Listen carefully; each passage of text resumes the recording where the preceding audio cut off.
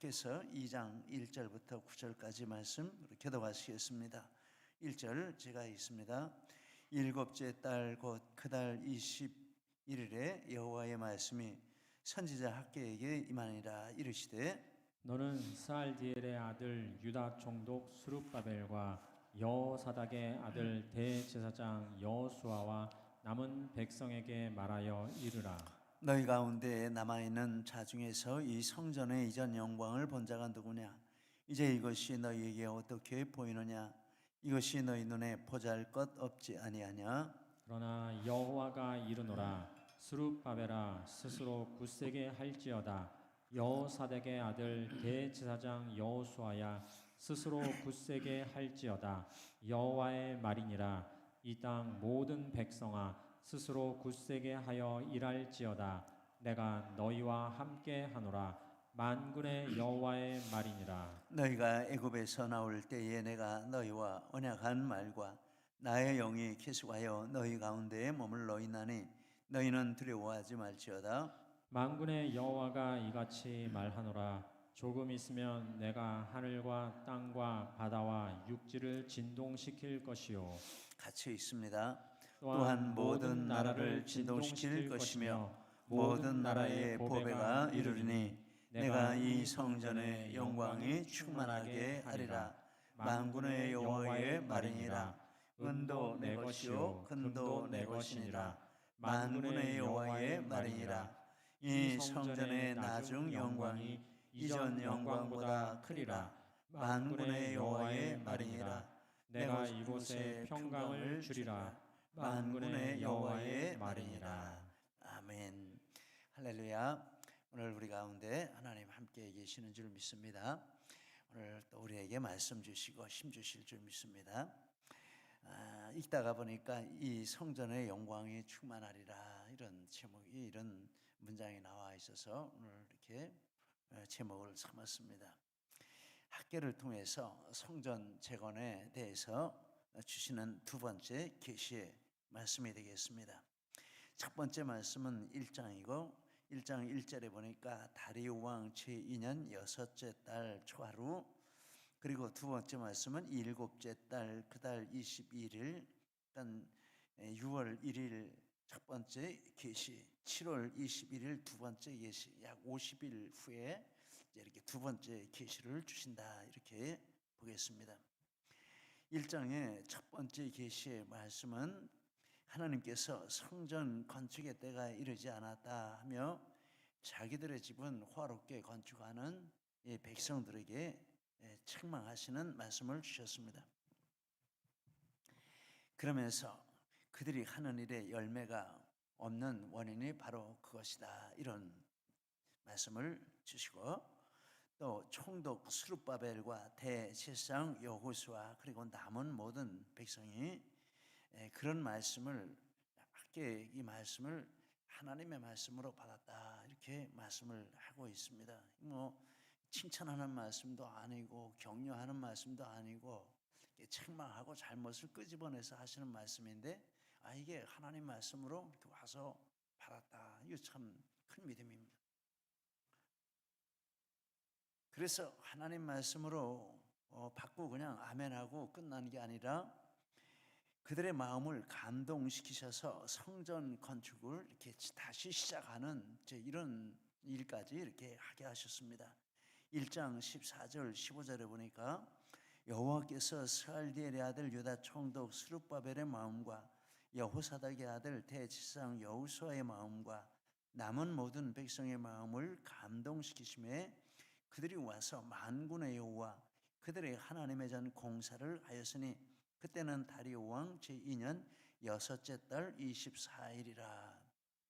그러니까 이제 약 20일이 지난 그때부터 이제 의논해서 그동안에 준비해서 이제 20일이 지나고 24일부터 이렇게 성전 건축을 시작했다, 이렇게 보겠습니다. 참 대단한 은혜다라고 하겠습니다. 칭찬의 말은 기분 좋게 들을 수 있지만 책망의 말은 이게 기분 좋게 들을 수가 없지 않습니까? 그런데 이 이스라엘 백성은 정말 하나님의 말씀으로 받고 자기들을 돌아보고 고치고 성전 건축을 시작하는 20년 가까이 멈춰져 있던 이런 성전 건축 시작하는 이런 일을 했습니다. 이제 본문의 이 7장 말씀에서는 이제 그들이 시작한 이 성전 건축에 대해서 그 성전에 임할 영광, 성전에 하나님이 베푸실 은혜, 성전을 통해서 베푸실 그 은혜를 이렇게 말씀을 하는 내용이 되겠습니다. 1절에 보니까 일곱째 달 21일에 여호와의 말씀이 선지자 학개에게 임했습니다. 성전 건축을 시작한 지 약 한 달째 되는 26일, 27일째 되는 이제 이런 시점이 되겠습니다. 한 달째 되는 그 시점에 이렇게 임했습니다. 일곱째 달이라 하는 것은 이게 유대력으로 따지는 달로서 일곱째 달인데 일곱째 달 21일에 하나님 말씀이 임했다라고 하는데 21일은 한 주간의 수장절이 끝나는 수장절 명절이 끝나는 그 큰 절기의 날이 되겠습니다. 수장절은 한 해의 마지막 절기이고 추수를 마치고 지키는 절기로서 모든 것이 풍성하고 이렇게 넉넉한 이런 절기입니다. 최고의 한 해의 최고의 절기이고 그 수장절 다음 날 22일 날은 다시 또 한 번에 그 해의 마지막 이런 축제 절기로 이렇게 모여서 하나의 대미를 장식하고 또 새로운 한 해를 대망하는 이런 송구영신 예배라고 할까요? 그런 의미가 있는 이런 집회를 했습니다. 레위기 23장 36절에 나오고 있습니다. 하나님께서 이러한 배경을 드시고 일곱째 달 21일에 학개를 통해서 새 성전에 대한 이런 비전을 선포하셨다라고 하겠습니다. 학개에게 총독 스룹바벨 대제사장 여호수아 남은 백성에게 말하라라고 계시의 말씀을 주셨는데 2절입니다. 너는 스알디엘의 아들 유다 총독 스룹바벨과 여호사닥의 아들 대제사장 여호수아 남은 백성에게 말하여 이르라. 지난 시간에도 말씀을 드렸지만 이 남은 백성이라는 것은 참 뜻깊은 이런 단어가 되겠습니다. 귀환한 백성 중에도 이렇게 저렇게 다 떠나고 이제 얼마 남지 않은 바로 그 사람들을 가리키는 것입니다. 그 사람들이 남은 이제 소수의 백성인데 이렇게 그들이 이렇게까지 이런 상황에까지 이렇게 예루살렘에 남아 있는 것은 예루살렘에는 무슨 농토가 많은 것도 아닙니다. 뭐 안전이 보장되는 것도 아닙니다. 적군들이 할 수 있으면 무너뜨리려고 하고 공동체를 와해시키려고 하는 그 타겟이 예루살렘입니다. 차라리 다른 데가 있으면 위험하지는 않은데 그런데 거기 이 소수가 끝까지 남아 있었습니다. 남아있는 그 이유는 그들이 지금까지 따라온 하나님의 말씀이 성취될 것을 믿고 있기 때문이다 라고 하겠습니다. 우리가 여기 온 게 성전 건축하려고 하는데 성전 건축도 못하고 간단히 있을 수 없다. 하나님이 성전 건축하라고 성전 건축할 것이라고 해서 보냈는데 끝까지 성전 건축하는 데까지 가야 된다. 하나님 말씀을 믿는다. 하나님 말씀 믿는 성도들이 지금 거기 남아있는 거다라는 것입니다. 그리고 하나님 말씀이 성취되는 것을 어떻게 해서든지 보고 싶은 소원이 마음에 있는 것이죠. 절대 그거 못 보면 우리 여기 온 의미가 없고 다른 게 무슨 의미가 있겠느냐. 이거 봐야 된다. 이런 소원이 있는 이런 사람, 정말 간절한 인생의 이런 소원처럼 걸고 성전 건축에 대해서 모든 것을 걸고 온 사람들이 이 사람들이다라는 것입니다. 그러니까 다 떠났지만 이 사람들은 이렇게 남아있는 것입니다. 이런 배경에서 이제 성경에 보면 남은 백성 사상이라 이런 말이 있습니다. 남은 백성이라는 사상이 있는데 이건 참된 하나님의 백성을 가리킬 때 이제 남은 백성이라 이렇게 전문적인 용어로 이렇게 부르고 있습니다. 남은 자, 남은 백성, 이게 그런 뜻입니다. 바로 여기에 남아 있는 사람들이 그런 의미에서 남은 백성이라 이렇게 부를 수 있습니다.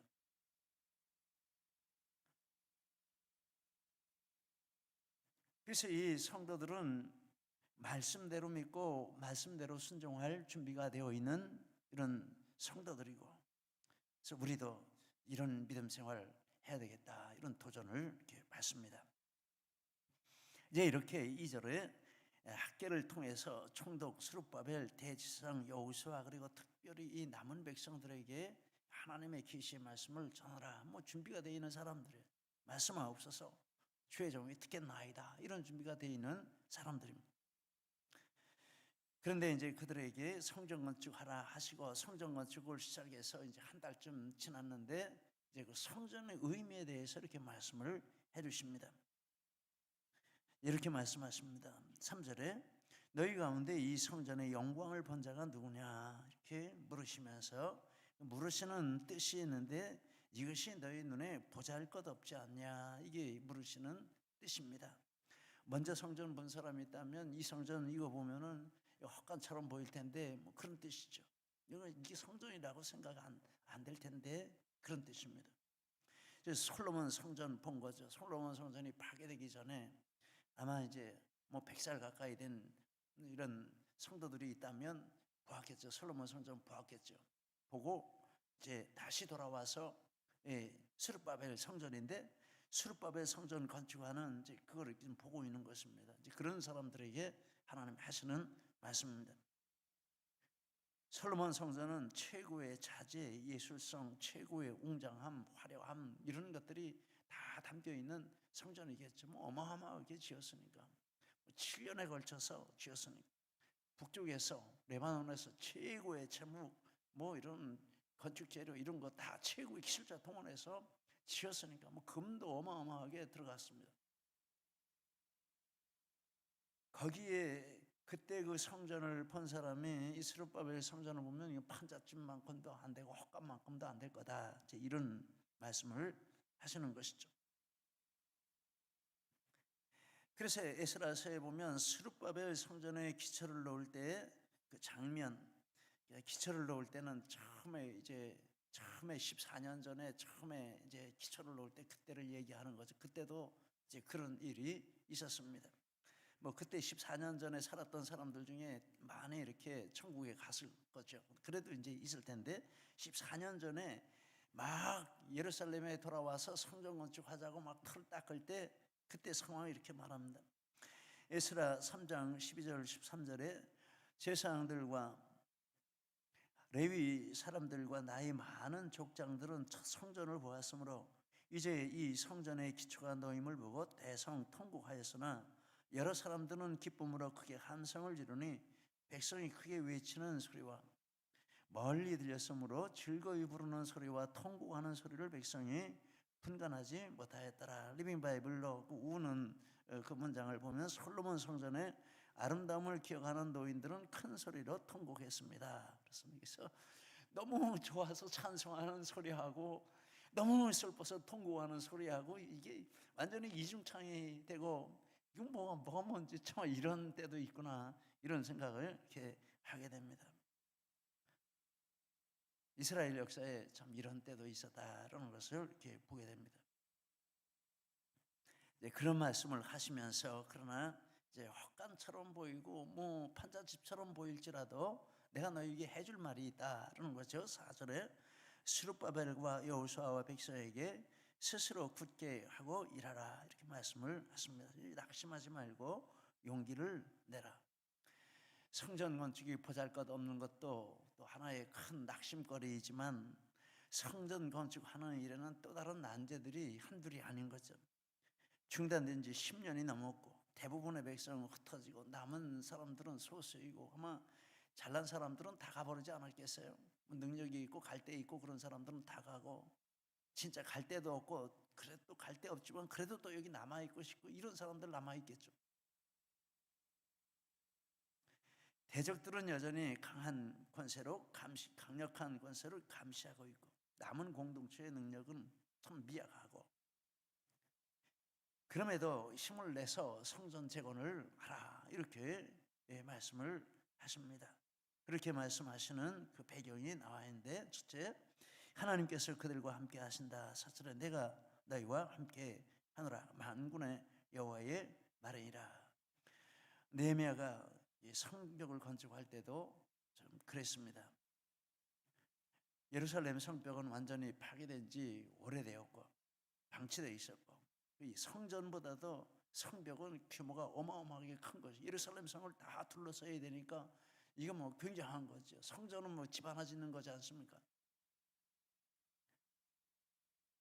그래서 그만큼 더 힘들고 더 어려웠고, 대적들이 이 권모 술수로 회방하는 그래서 느헤미야서를 보면은 정말 많이 나오고 있습니다.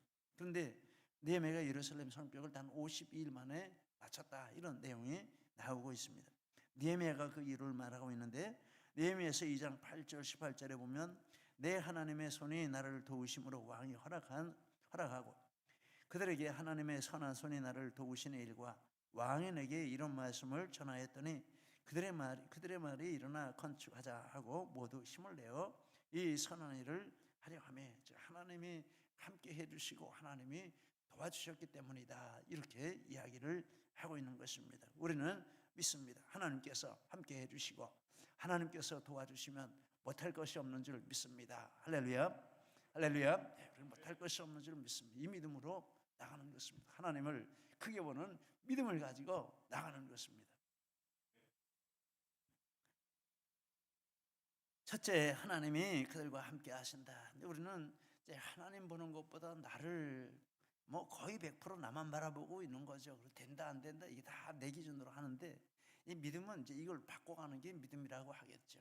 하나님을 크게 보는 믿음을 가지고 하나님이 하라고 하셨으니 된다, 나가자, 이렇게 가야 되는데, 아무리 성경이라도 성경은 까마득하게 잊어버리고 내가 계산해 볼 때 안 돼, 못해, 이렇게 하고 주저앉는 거죠. 우리는 믿음으로 살도록 부르심을 받았습니다. 지금 이 소수의 백성에게 너희 믿음으로 나가라, 이런 뜻이죠.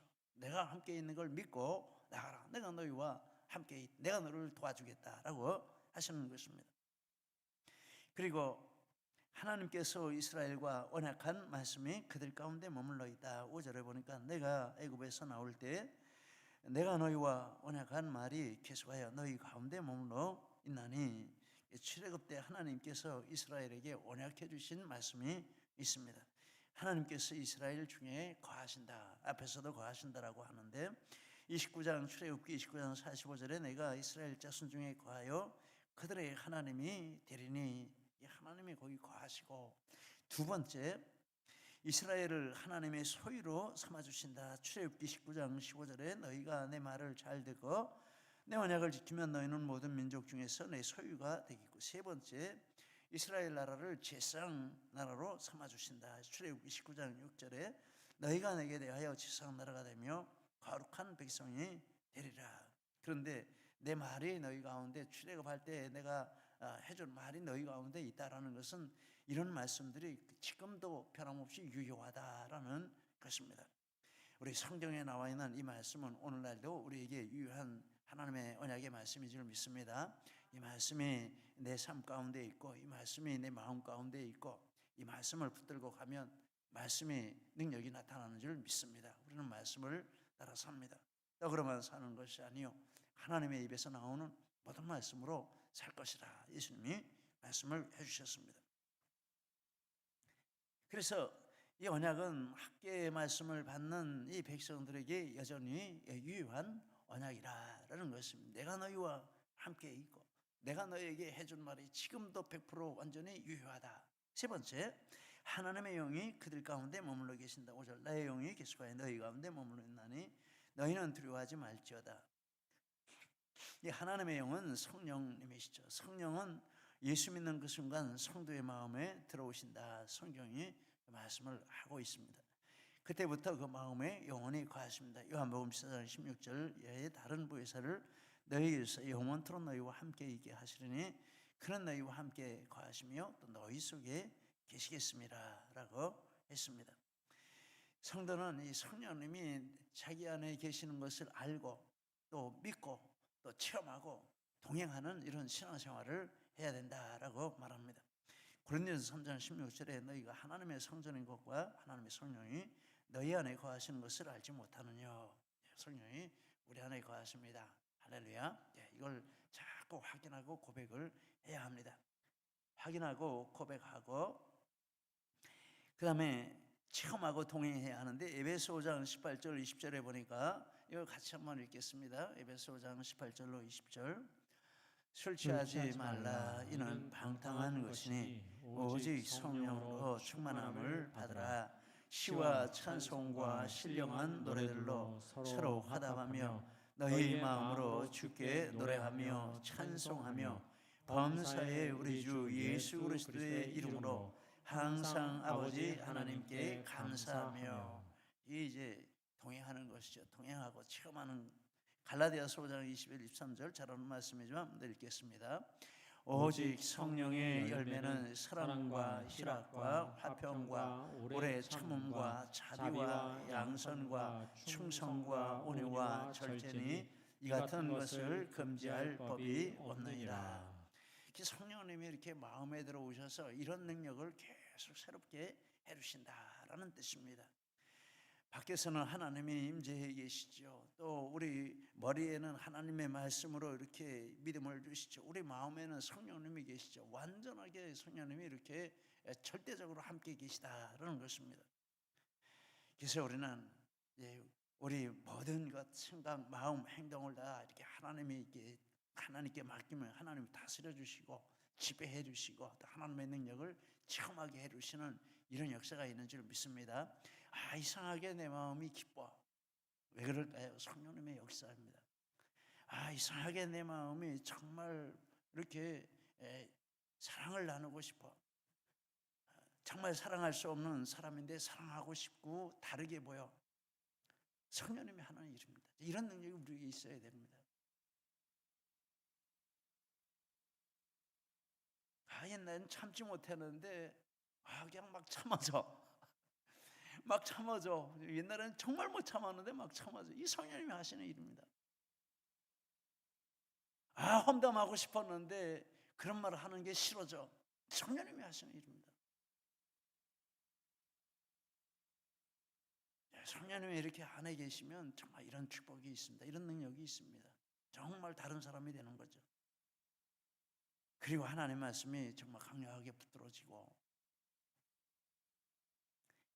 그래서 이 하나님의 성전을 건축하는 백성들이 이 하나님이 이렇게 은혜 주시는 것을 믿으면 정말 담대한 믿음으로 할 수 있다라는 것입니다. 이게 하나님의 이런 믿음으로 하는 거죠. 내가 잘나서 하는 게 뭐가 있겠습니까?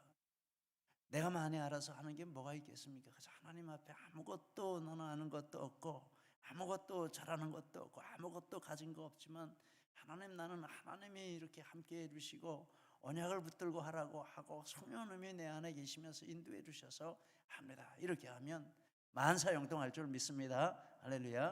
만사형통합니다. 그러면서 이제 남은 백성이 건축할 그 성전을 건축하는데 그 의미를 말씀을 해주시는 거죠. 이렇게 말씀하고 있습니다. 조금 있으면 하나님께서 하늘 땅 바다 육지를 진동시키신다. 6절 7절에 조금 있으면 내가 하늘과 땅과 바다와 육지를 진동시킬 것이요 또한 모든 나라를 진동시킬 것이며, 조금 있으면 다음에 원문에는 한 번 더라는 이런 단어가 들어 있습니다. 한 번 더라는 것은 이 구속사의 큰 흐름을 배경으로 하는 것인데, 구속사의 흐름 중에 첫 번째 노아 홍수 구속사의 큰 사건입니다. 두 번째 출애굽 사건 구속사의 큰 사건이고, 이것들은 나중에 예수님이 오셔서 이루실 구속사를 미리 사건적으로 이렇게 대사건으로 이렇게 보여주는 의미가 있습니다. 그 구속사의 줄기에서 이제 한 번 더라라는 것은 또 한 번, 그리고 실체로서의 큰 구속사의 사건이 일어날 것이다라는 뜻을 가지고 있습니다. 땅과 바다와 육지를 진동시킬 것이요 모든 나라를 진동시킬 것이라. 우주에 영향을 끼치고 모든 민족 열방에 영향을 끼칠 이런 구속사의 사건이 일어난다, 이런 의미가 있습니다. 조금 있으면 이라는 것은 이 사건이 이제 앞으로 조만간 일어난다, 이런 뜻이 되겠습니다. 그리고 이것은 잘 아시는 대로 학계의 선포로부터 517년 후에 일어날 그리스도의 성육신과 십자가를 가리키는 것입니다. 이 성전을 건축하는데 이 성전의 하나님이 이제 이런 의미, 예수님의 이 구속사 사건과 연결되는 이런 의미를 이 성전에 담아서 지금 성전을 건축하게 하신다. 근데 우리가 믿음으로 하는 그런 의미가 크거나 작거나 담겨 있는 줄 믿습니다. 그리고 모든 나라의 보배가 이르러 이 성전의 영광이 충만할 것이라. 7절에 모든 나라의 보배가 이르니 내가 이 성전의 영광이 충만하게 하리라. 만군의 여호와의 말이라. 모든 나라의 보배는 예수 그리스도시죠. 그 보배가 이 성전의 영광이 이르러서 성전의 영광이 충만한 것은 수르바벨 성전이 예수 그리스도의 오심을 예비하는 중요한 사명을 감당하게 될 것이다. 이런 뜻으로 보겠습니다. 예수 그리스도와 연결시키는 그들이 하는 일의 의미가 예수 그리스도와 이렇게 깊이 있게 연결이 되어진다라는 것입니다. 생각을 해보면 성전 짓는 것도 그렇지만 모든 일이 그리스도와 연결을 시키는 그런 사명을 감당하는 자리는 영광이 충만한 자리인 줄 믿습니다. 성전의 영광이 충만한데 잘 져서 영광이 충만한 거 아니고 화려해서 영광이 충만한 반자집 같을지라도 그것이 그리스도의 영광을 나타내고 그리스도의 영광과 연결되고 그것을 이루어가는 한 도구가 되기 때문에 거기 영광이 충만하다 이렇게 말하는 줄 믿습니다. 우리도 믿음으로 하나님의 일을 감당하는 그 자리가 영광이 충만한 자리이고 그 시간이 영광이 충만한 시간이고 그 사역이 영광이 충만한 사역인 줄 믿습니다. 잘하냐 못하냐 이거는 나중 문제인 줄 믿습니다. 진심으로 하나님 앞에 작은 일이든지 한다면 그게 바로 하나님의 영광이 충만한 역사인 줄 믿습니다. 수르바벨 성전은 이 사명을 감당할 것이기 때문에 사람의 눈에는 볼품이 없어도 영적으로는 충만한 영적으로는 영광이 충만한 성전이다 이렇게 말씀을 하고 있습니다. 외모에 우리는 이렇게 현혹되기가 쉽습니다. 8절에 보니까 하나님은 은도 금도 하나님 것이다. 하나님은 은금 이런 거 가지고 가치를 따지는 분이 아니시다라는 것입니다. 마가복음 13장에 보면 예수님이 성전에서 나가실 때 한 제자가 이 성전이 얼마나 대단합니까? 그렇습니다. 화려하고 튼튼하고 웅장하지 않느냐? 이런 성전은 정말 대단하다. 그런데 이 성전은 왜 세워지고 있습니까? 이게 헤롯 성전인데 헤롯이 백성의 환심을 사기 위해서 화려하고 튼튼하고 웅장한 이 성전을 수십 년째 지금 건축을 하고 있는 건 하나님하고는 아무 상관이 없는 거예요. 근데 사람은 그런데 외적인데 이렇게 쏟기가 쉽다는 거죠. 그걸 보고 대단하다, 하나님의 영광 받으시겠다 이렇게 하는데 예수님이 하시는 말씀은 이 성전 네가 똑바로 봐라. 돌 위에 돌 하나도 안 남고 다 무너진다 이렇게 말씀하셨습니다. 아무 의미가 없다라는 것입니다. 하나님은 은금의 주인이시기 때문에 얼마나 금이 많이 들어가고 얼마나 은이 많이 들어가냐 이거 관심 없으십니다. 정말 하나님의 관심 두시는 것은 우리의 마음과 하나님을 사랑하고 하나님을 믿는 것과 하나님 말씀 붙드는 것과 여기에 하나님이 관심을 두신다라고 하는 것입니다. 하나님은 참 믿음으로 하나님을 모시는 성전을 원하시고 그것이면 족하다라고 말씀하시는 줄 믿습니다. 그래서 이 성전의 나중 영광이 이전 영광보다 더 크게 된다. 9절 말씀. 이런 믿음으로 가면 갈수록 더 충만한 영광이 나타나게 돼 있다라는 것인 줄 믿습니다. 우리 모두 이런 믿음으로 우리 각자 성전을 짓는 사람이라 이렇게 생각을 할 수 있습니다. 우리의 성전이 이와 같은 성전이 되시기를 예수님 이름으로 축복합니다.